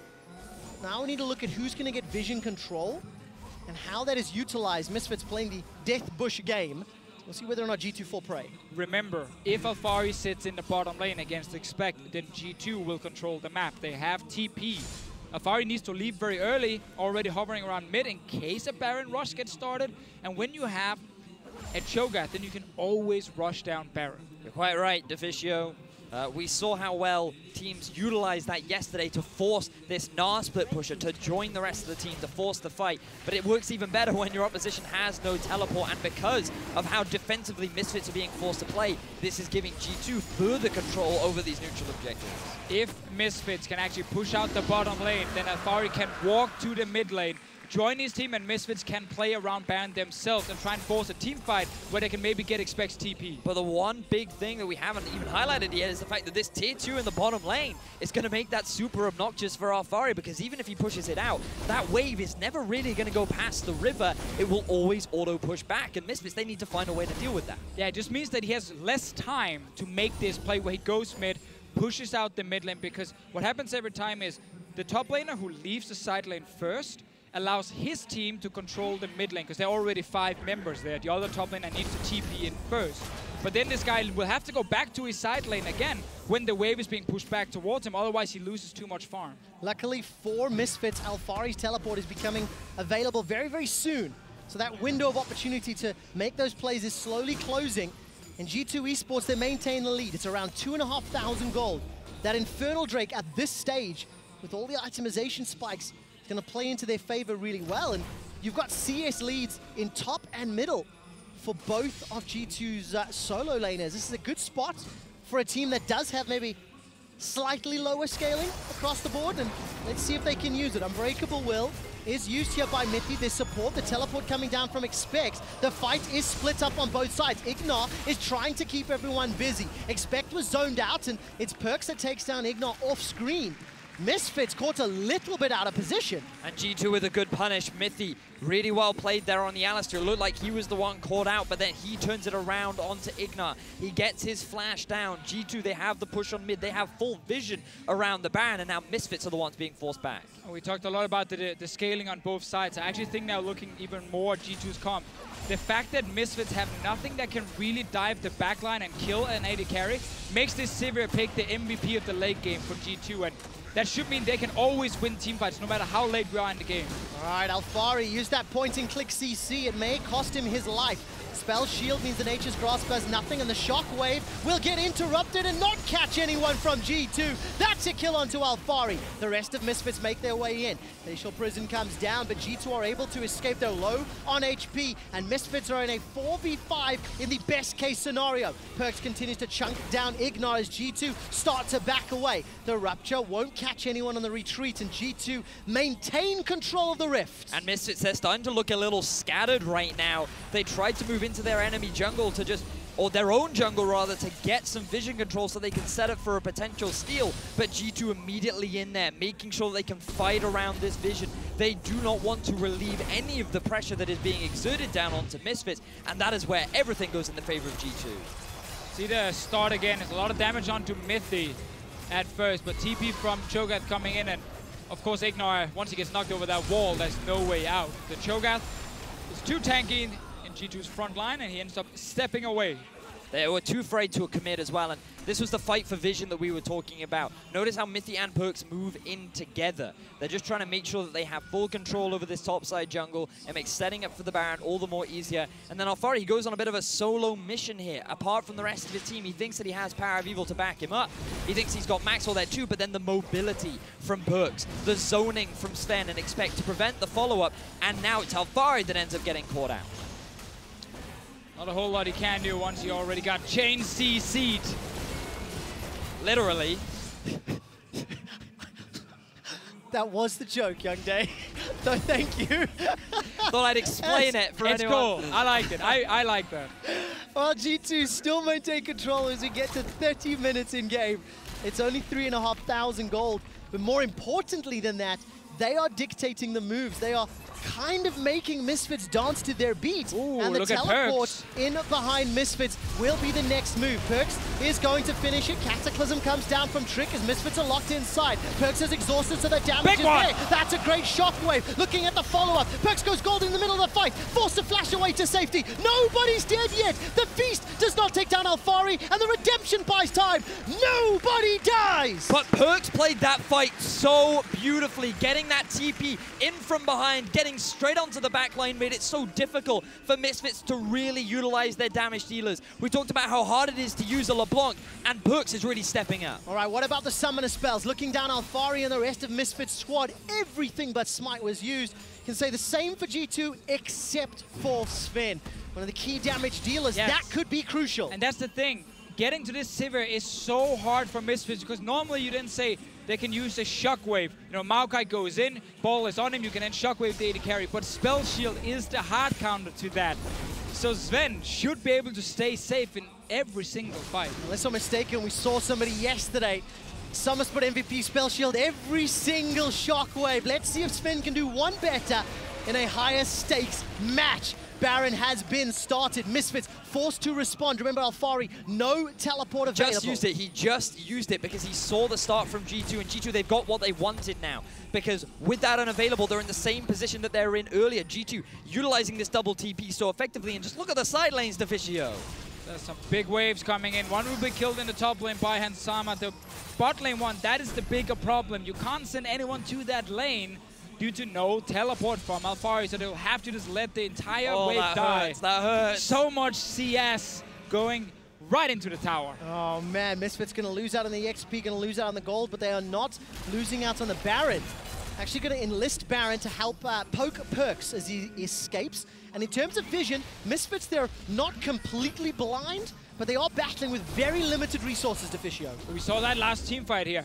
Perkz was annoying, for sure, but he didn't actually get to kill anyone in the back line. Hansama stayed safe, so did PowerOfEvil. The entire wave is about to die now. The tower will be fine, it will just randomly drop down, but it's gonna drop fairly low, and if G2 can at some point actually move over and kill it, that's a big advantage. All right, Perkz continues to be annoying on the side lane. No flash available to him.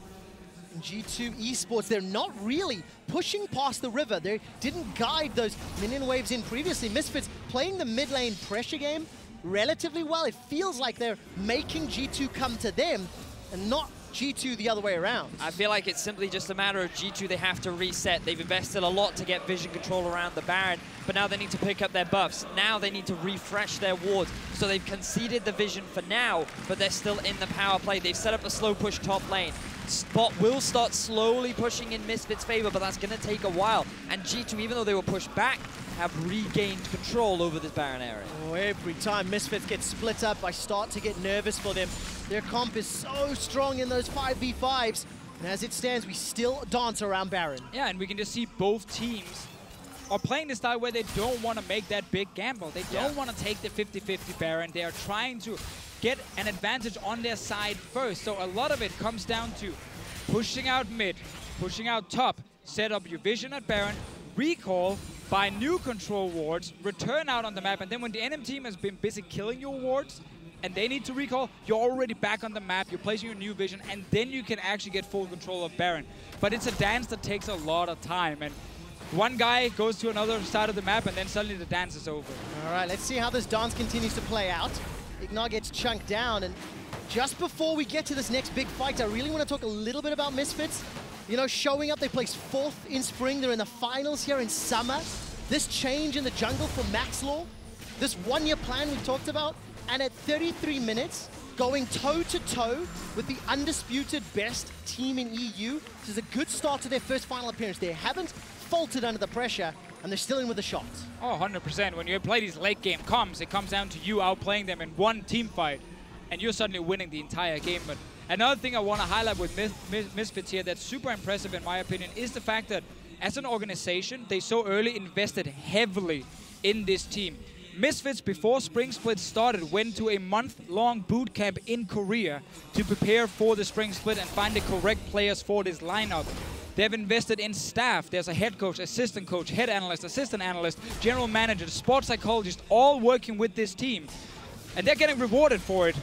And what I love is they've made substitutions and roster changes that improved their performance. Kakao subbed out between spring and summer for Maxlore. Big question mark. And during the split, question marks about whether it was the right call. In playoffs, hell yes, it was the right call. Alphari's now once again under pressure. He's got the Nature's Grasp available to him.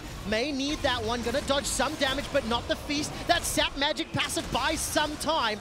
But Expect can tank the tower for days. The rest of Misfits, now they're being dived on underneath the Baron. Redemption thrown down fairly early. Zven spell shields the Glacial Prison. Still has flash available to him. Baron helping out. The dunk from Trick. Featherstorm comes out from Hansama. G2 now looking for a re-engage as Perkz and Expect are playing the split push. G2 are just so good at League of Legends. They have a 3-man squad holding off the Baron while the 2-man unit of Perkz and Expect take down an inhibitor. These guys are the kings of Europe for a reason, and that demonstration was fantastic. Using the double TP to send Perkz down in that lane here. Misfits knew they couldn't actually stay at the Baron because 2 teleports would just come in and it would be a 5 versus 4. So Misfits were stuck in a situation where there was no good answer for them.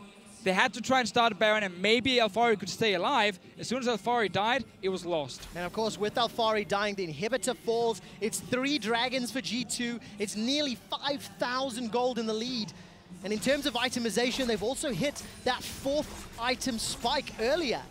So G2 just go back to this slow, controlled, calculated League of Legends, which is where they truly have shone over the last 2 years. This is G2's dominance in Europe at this time of the game. And just thinking about both comps a little bit more, I feel like that there is still one way in which Misfits can win a fight.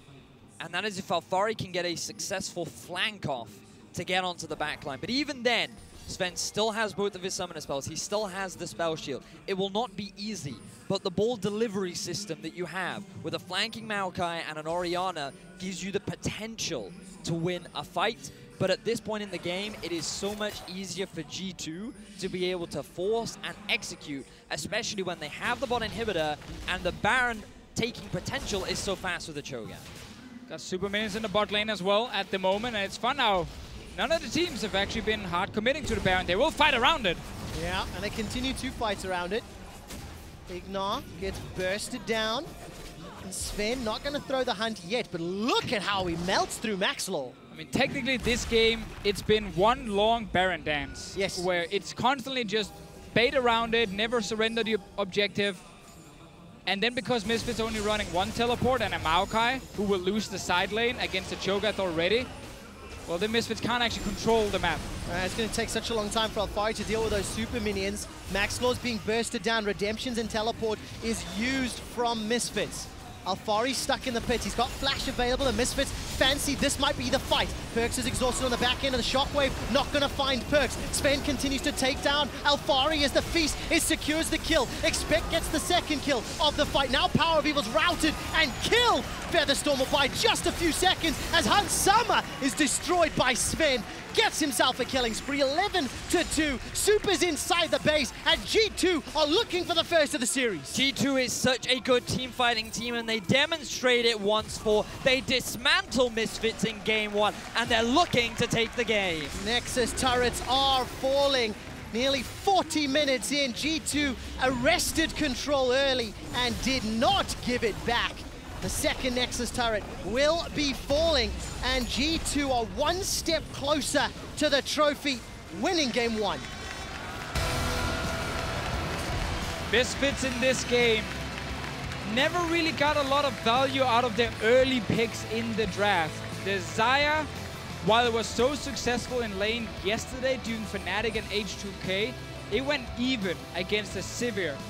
Zven and Mithy, obviously known for being able to at least go even in their lanes.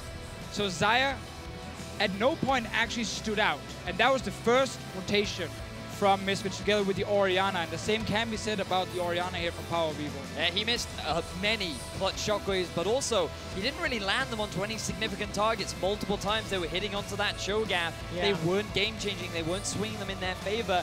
And PowerOfEvil, he was one of the big focal points for us in this first game, and so far he hasn't been stepping up. We just saw Misfits right now go for draft. It was focused on late game team fighting. That's what they aimed for. They couldn't really camp lanes, as we've seen before, especially mid lane with Orianna Sejuani, which is definitely not the greatest like 2v2 combo. So we just got to see G2 kind of control the game from the get-go, yeah. it felt like. And then with the double TP, they were just waiting and waiting and waiting until they could go and actually kill the Cho'gath. Helped so much for Trick as well. Super early gank in the mid lane, really good pressure in the top lane. You can see Mithy on your screen right now, huge smiles. Can't say the same for Maxlore, Hussein, and the rest of the Misfits support staff. It was a close game. Misfits definitely did not crumble, but it was clear in that game that G2 had their number. But this is one of those situations where it felt like Misfits were trying to play G2's game and they ended up falling short. And what they had so much success with during the playoffs was getting an early lead and properly utilizing it, snowballing off the back of it, getting Maxlore on a heavy ganking jungler, getting PowerOfEvil on a champion where he can really snowball and impact more of the map. And we did not really see very much of that in this first game. I mean, it wasn't the commitment from the plan. They stuck to that late game, as we've mentioned already. And of course, Misfits will have side selection in game 2. Let's see whether or not they feel it was the draft that was the problem. G2 took the first win in the fight for the trophy. Let's check in with the Analyst desk for what they thought in game 1. Thank you very much, Quickshot. Thank you very much, guys. Now, before we get into kind of the analytical nitty-gritty, I just want to take a step back, and you as a player, so as when you come into a best-of-5 versus a team that you're the underdog against, and you can't really do anything, you get kind of choked out of the match. Is that kind of the most difficult way to lose, and how do you mentally reset? I think it was especially hard for Alphari because he relies so much on his team doing something, and I don't think against the champion that they had, he couldn't do much on his own. So it's just a slow death, sort of. Yeah. So it's really annoying, but it's really good in this scenario if they have like an outsider view, like you're saying, that can help them and see what was the issue during the game, like maybe picks and bans, maybe they did something wrong in the game. Yeah, that's what it's going to come down to. They need to reset right now. Let's take a look at picks and bans together. You mentioned the Maokai where he couldn't really do anything on his own, but Yamato, you did have some good things to say about especially the Trundle there. Like, I think Trundle is something that has gone under the radar. I think we've seen it a couple of times against the Cho'gath, but I was very, very happy that they didn't put it against the Cho'gath, because if you have a Trundle top lane and LeBlanc is in the game, you're going to just have a bad time. What you need from Trundle in this game is just the ultimate on the Cho'gath, and in this case, I think the pivot to the Maokai. Against Expect, I feel like Alphari is willing to play a champ that can just scale into it, because Expect is not really the player that would punish him. I think Maokai is also a very good pick into LeBlanc if you want to force yourself into those 5-5 teammates around the mid lane. So the idea was pretty good, I would say, from both sides. Yesterday you talked about Cho'gath being a trap in a couple of scenarios. Why was it fine here? I think in this case, like Maokai. No, now it's Maokai. Now it's Maokai, yeah. I think the big difference here is Jarvan as an engage. Cho'gath can act as a kind of tool to just follow up on things. Also in this case, since LeBlanc is going to be split pushing, Cho'gath is going to be split pushing, the enemy team is going to be forced to engage. Cho'gath, when you have an enemy team running into you, you have a much easier time landing your spells. You do. Maokai is your favorite champion, sOAZ, so we will go ahead and look at the analysis. No, no, I think Maokai is fine into Cho'gath, but you just have no pressure, basically.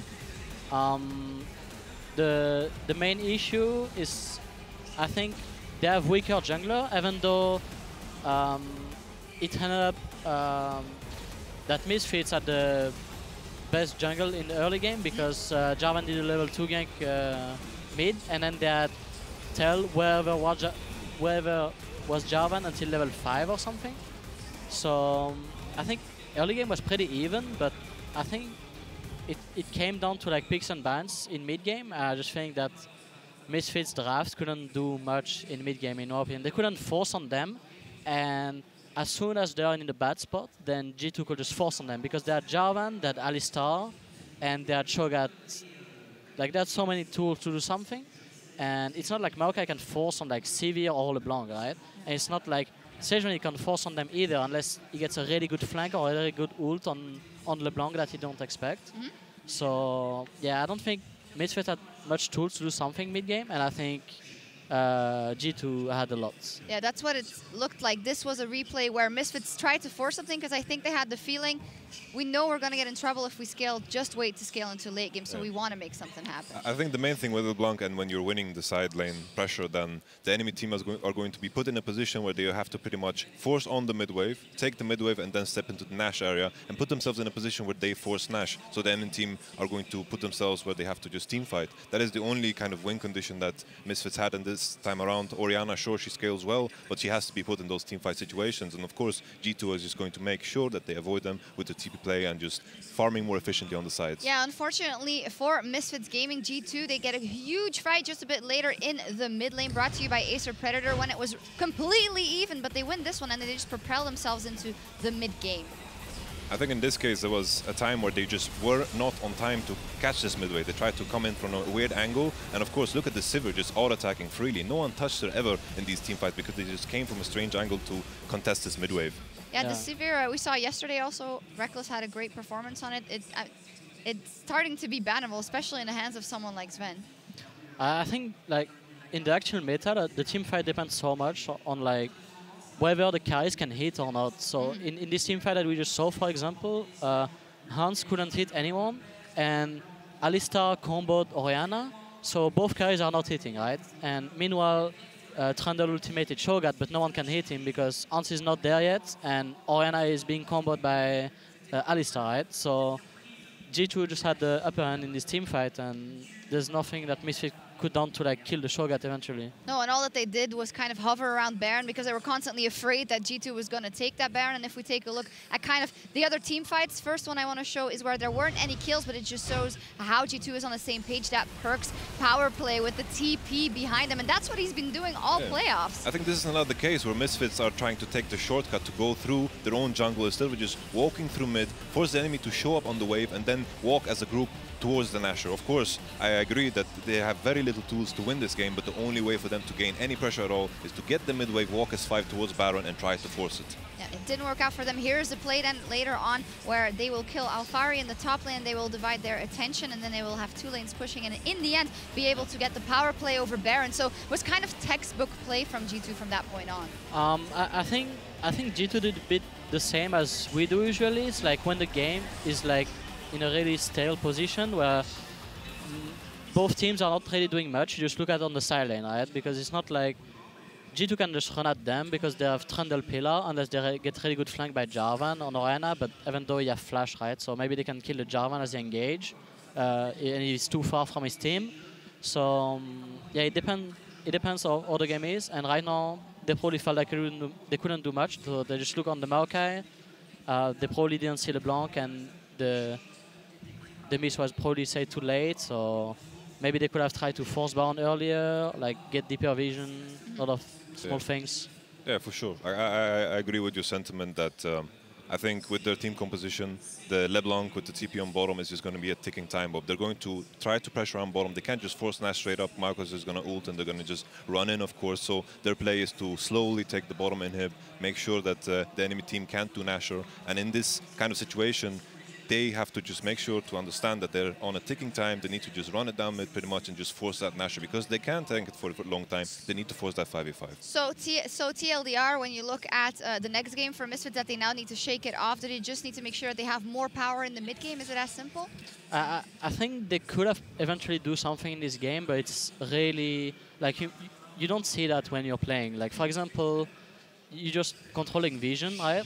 Like maybe in this game, Sejuani needed to go for flanks instead of looking to just group as 4. So they need someone to do something, right? It's not like Trundle pillar just gonna force a fight. Eventually they will just run away. So what their tools are is Maokai and Sejuani, but Maokai is really often a side lane. So unless he TPs behind them and have really good flank, they're not gonna fight a team fight. So Sejuani had to do something in this case, and they are just like seeing each other every time, so they couldn't do much. No, it was a really tough game for Misfits Gaming in the first one in this best of 5, when the Kings of Europe are looking to reign supreme yet again here in the finals. Meet us back here for game 2 right after this.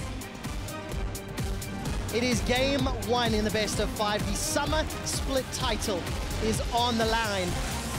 And I hope you're putting your hands together that just like the fans. It's G2 taking on Misfits. It's not enough of a lead to truly speak of. That's a dive onto Perkz, and he's going down. Misfits make that look easy. Orianna. Nice. Maokai. Maokai Nish. Nice. Spell shield means the Nature's Grasp does nothing, and the shockwave will get interrupted and not catch anyone from G2. That's a kill onto Alphari. The second Nexus turret will be falling, and G2 are one step closer to the trophy, winning game 1.